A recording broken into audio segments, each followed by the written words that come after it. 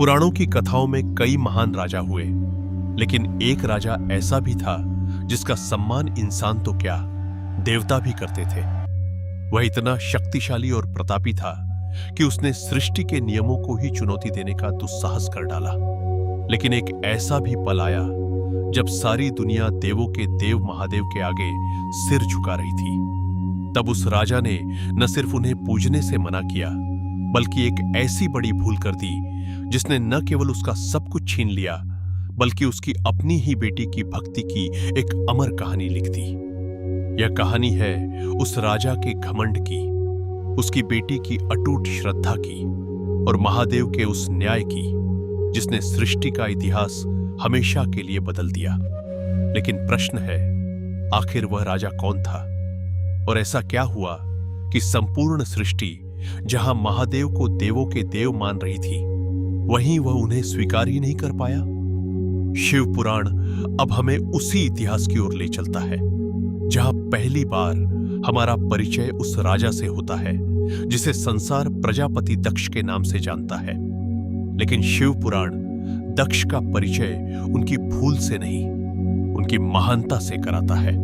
संस्कृत में दक्ष का अर्थ है योग्य, कुशल और अपने कर्तव्य को पूर्ण निष्ठा से निभाने वाला। और सचमुच उन्होंने अपने नाम को सार्थक भी किया था। जब ब्रह्मा जी ने सृष्टि की रचना प्रारंभ की, तब केवल जीवों की उत्पत्ति पर्याप्त नहीं थी। सृष्टि को व्यवस्था चाहिए थी। उसे ऐसे योग्य व्यक्तियों की आवश्यकता थी जो असंख्य प्राणियों के जीवन में संतुलन बनाए रख सके। इसी उद्देश्य से ब्रह्मा जी ने अनेक प्रजापतियों को यह दायित्व सौंपा और उनमें सबसे अधिक विश्वास जिस व्यक्ति पर किया गया वह थे दक्ष।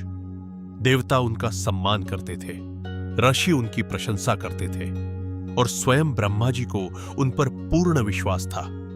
यदि उस समय कोई आदर्श शासक का उदाहरण पूछता तो संभव है अनेक लोग केवल एक ही नाम लेते, दक्ष। लेकिन इतिहास केवल यह नहीं देखता कि कोई व्यक्ति कितना महान बना, इतिहास यह भी देखता है कि महान बनने के बाद उसने स्वयं को कितना संभाला। धीरे धीरे दक्ष को अपनी योग्यता पर इतना विश्वास होने लगा कि उन्हें अपनी दृष्टि के अतिरिक्त दूसरी कोई दृष्टि सही दिखाई ही नहीं देती थी। वे मानते थे कि व्यवस्था ही सर्वोच्च सत्य है और जो उस व्यवस्था से अलग हो वह सम्मान का अधिकारी नहीं हो सकता। लेकिन बहुत शीघ्र उनका सामना ऐसे व्यक्तित्व से होने वाला था जो न किसी नियम में बंधता था, न किसी पद में, न किसी वैभव में और न ही संसार की बनाई हुई मर्यादाओं में। वह थे देवों के देव महादेव।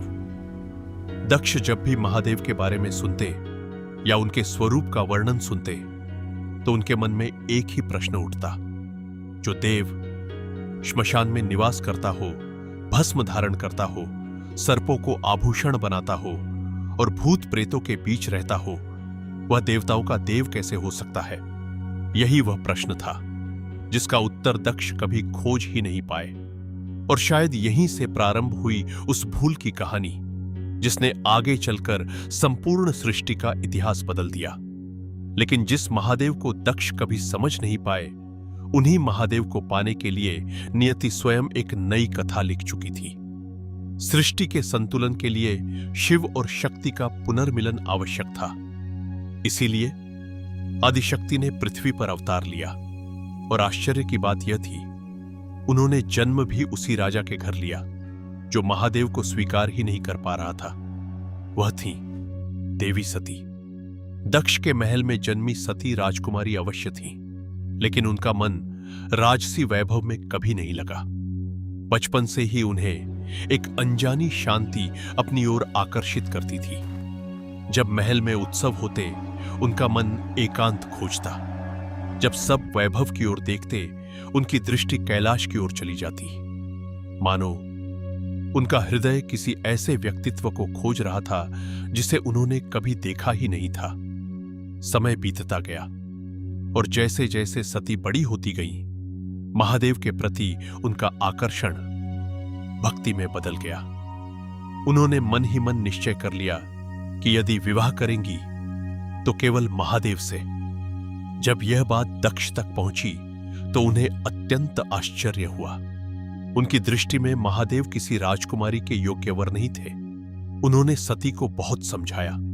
उन्होंने अनेक देवताओं, राजाओं और योग्य राजकुमारों का उल्लेख किया, लेकिन सती का उत्तर हर बार एक ही होता, मेरे लिए संपूर्ण सृष्टि में यदि कोई योग्य है तो केवल महादेव। अंततः देवी सती ने महादेव को पति रूप में प्राप्त करने के लिए कठोर तपस्या का मार्ग चुना। ऋतुएं बदलती रहीं, समय बीतता गया, लेकिन सती का संकल्प नहीं डिगा।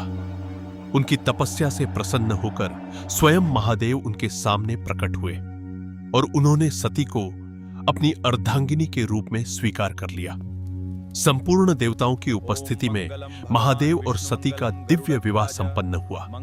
देवताओं ने इस विवाह का उत्सव मनाया, ऋषियों ने आशीर्वाद दिया, स्वयं ब्रह्मा जी और भगवान विष्णु भी इस दिव्य मिलन के साक्षी बने। लेकिन एक व्यक्ति ऐसा भी था जिसके हृदय में इस विवाह का आनंद नहीं बल्कि पीड़ा थी। वह थे प्रजापति दक्ष। उन्हें लगता था कि उनकी पुत्री ने एक ऐसे योगी को अपना पति चुना जो उनके वैभव, उनकी प्रतिष्ठा और उनके राजसी सम्मान के अनुरूप नहीं था।